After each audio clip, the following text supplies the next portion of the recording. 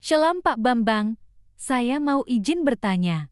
Kemana Yesus umur 12 sampai 30 tahun? Mohon pencerahannya. Yesus itu orang Yahudi. Galatia pasal 4 dan 4 jelas mengatakan setelah genap waktunya Allah telah mengutus putranya yang lahir dari seorang perempuan dan taat pada hukum Taurat. Nah, taat pada hukum Taurat itu artinya apa? Yesus datang melakukan Taurat untuk menggenapi Taurat. Sebagai anak orang Yahudi yang menggenapi Taurat, tentu Yesus mengalami usia-usia yang penting dalam pendidikan sistem Yahudi pada zaman itu. Kenapa kita banyak mencatat umur 8 hari? Karena umur 8 hari itu usia penyunatan, yaitu Brit Milah. Ya, makanya dicatat umur 8 hari karena dia disunat. Orang Yahudi itu diberi nama pada hari ke-8. Perhatikan, apa gereja tidak melestarikan itu? Siapa bilang nggak melestarikan? Karena Anda tidak tahu saja. Yesus itu lahir tanggal 25 Desember. Ya, tahun 749 setelah berdirinya kota Roma. Itu konversi kalender Julian yang kemudian dilanjutkan Gregorian dari penetapan abad kedua tahun 189, aslinya tertulis dalam Koptik di Didaskalia Apostolorum. Tapi kenapa Yesus lahir tanggal 25 Desember kok tahun barunya 1 Januari? Kenapa? Karena permulaan hari itu dihitung dari 8 hari. Itulah saat penyunatannya Yesus. Makanya kalau di gereja ortodok 1 Januari yang dikenal dalam kalender Julian itu adalah hari sunatnya Yesus. Brit Milah tadi. Itu diperingati. Nah, hitung 25, 26, 27, 28, 29, 31, 1, 8 hari. Ngitungnya bukan seperti kita. Kalau dihitung kan kita ini kan 3 hari, 3 malam dihitung 24 jam. Tidak. Tanggal 25 dihitung 1, 26 dihitung 1. Akhirnya jatuhnya 8 hari tanggal 1 Januari. Terus kedua, kenapa Yesus umur 12 tahun? Diceritakan karena itu usia bar mitzvah. Bar mitzvah itu usia di mana anak seorang Yahudi saat itu menerima hukum Taurat. Kenapa baru muncul 30 tahun? Baca di kitab Imamat, kitab Bilangan. Pilihlah mereka-mereka yang usianya 30 sampai 50 tahun karena mereka baru muncul di depan umum itu ketika usia 30 tahun dan usia purna untuk pelayanan itu 50 tahun. Makanya usiamu belum 50 tahun, bagaimana kamu mengatakan hal itu? Abraham melihat hariku dan seterusnya itu loh. Nah, terus kemana Yesus? Ya nggak kemana-mana, dia di Nazaret saja.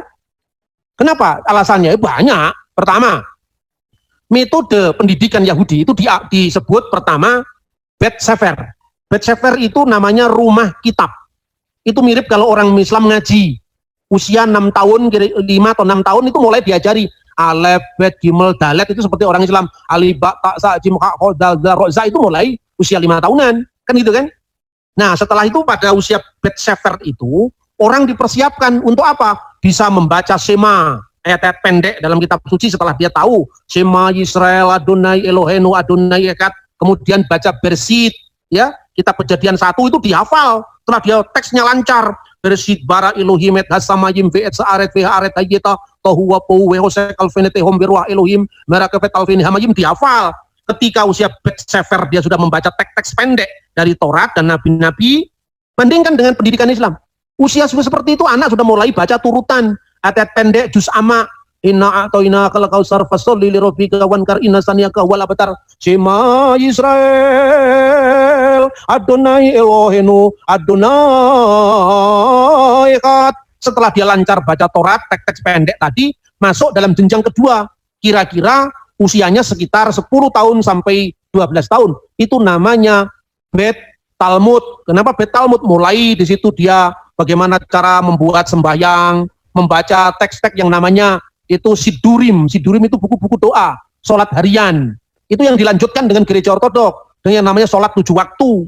Itu meneruskan tradisi Sidurim. Ya, makanya di dalam gereja Koptik, gereja Syria itu ada Tuhfatur Ruhiyah fi Sholati Fardiyah, jam-jam sholat yang difardukan. Itu bukan dari Islam, itu dari gereja ortodok. Nah, setelah Talmud itu untuk mempersiapkan dia usia 12 atau 13 tahun dia bar mitzvah, lalu masuk di Bet Midras. Setelah Bet Midras dia belajar, lalu usia 30 tahun baru dia boleh mengajar. Purnanya orang dianggap matang secara rohani umur 50 tahun. Gitu loh. Makanya jelas Anda mencari sweet 17-nya Yesus dan tidak ketemu pikiran orang Eropa atau Amerika untuk memandang Yesus yang jelas-jelas Yahudi. Tapi ingat, kalau sudah Yahudi begini jangan mabuk Yahudi. Anda Kristen, ya, jangan lebih percaya Talmud ketimbang bapak-bapak gereja. Karena apa? Bagaimanapun juga Talmud itu sekalipun bernilai historis, tetapi dia ditulis orang-orang yang tidak percaya Yesus. Rasul sendiri melantik murid-muridnya yang dikenal dengan para apostolic fathers tadi. Seperti misalnya Petrus melantik muridnya Ignatius dari Antioquia dan Evodius. Petrus melantik yang namanya Linus di Roma. Andreas melantik orang di Konstantinopel. Itu punya kesinambungan sejarah yang disebut khilafah rasuliyah atau suksesio apostolik. Ini metode pembuktian bahwa ajaran yang diberikan Konsili Nikia, Konstantinopel, Efesus, dan seterusnya tidak berbeda dengan apa yang diajarkan Ignatius dari Antioquia. Ignatius tidak berbeda dengan diajarkan Rasul Petrus dan seterusnya. Jadi itu, maka saya berikan peringatan, jangan kemudian kita ini lebih percaya pada sumber Talmud ketimbang bapak-bapak gereja. Akibatnya apa? Kristennya mogol. Mogol itu apa? Kristen tidak Kristen, Yahudi nggak diakui. Kan itu kan? Nah, seperti zaman dulu londo burung Jawa tanggung, Jawa wis ra iso nembang, londo ra diakoni karena orang gawe sepatu. Ini yang terjadi pada zaman kekristenan yang kehilangan identitas karena kita tidak yakin dengan keyakinan kita sendiri, itu satu. Kedua, terjadi pergeseran ketika Bait Allah hancur. Tahun berapa? Tahun 70 Masehi, tepatnya tanggal 5 Agustus. Kira-kira jam 4 sore ruangan Bait Allah itu terbakar dan dicatat di mana? Di Yosefus, sejarah kuno bangsa Yahudi. Dicatat di mana lagi? Di dokumen yang namanya adalah Megilot Ta'anit, gulungan puasa.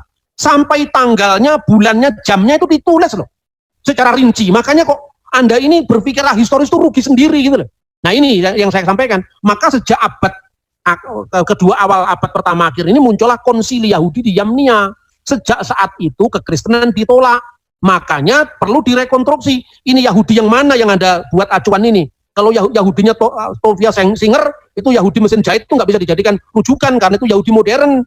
Makanya percaya dengan metode yang saya sampaikan tadi. Ketika bicara tentang keilahian Mesias, Qumran, jangan hanya melihat catatan Yahudi di abad kedua Masehi ke atas. Itu saya kira ya. Begitu juga tentang itu, apa Beit Midrash. Berarti Yesus itu belajar dari rabi mana? Alkitab mengatakan, bagaimana dia memperoleh pengetahuan seperti tanpa belajar? Tanpa belajar bukan berarti Yesus buta huruf, tidak.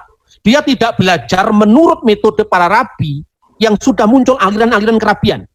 Yesus punya hikmat langsung dari surgawi, tetapi secara manusia dia tetap melalui jenjang-jenjang pendidikan sama seperti orang Yahudi yang lain. Itu artinya tunduk pada hukum Taurat dalam Galatia 4 ayat 4. Dan pada zaman Yesus secara arkeologi Beit Midrash belum terpisah dari sinagoge lokal. Terpisahnya Beit Midrash dengan sinagoge lokal itu sejak abad kedua, mulai nanti muncul aliran-aliran Tiberias, aliran Yerusalem, itu abad kedua ke atas. Itu saya kira ya. Terima kasih.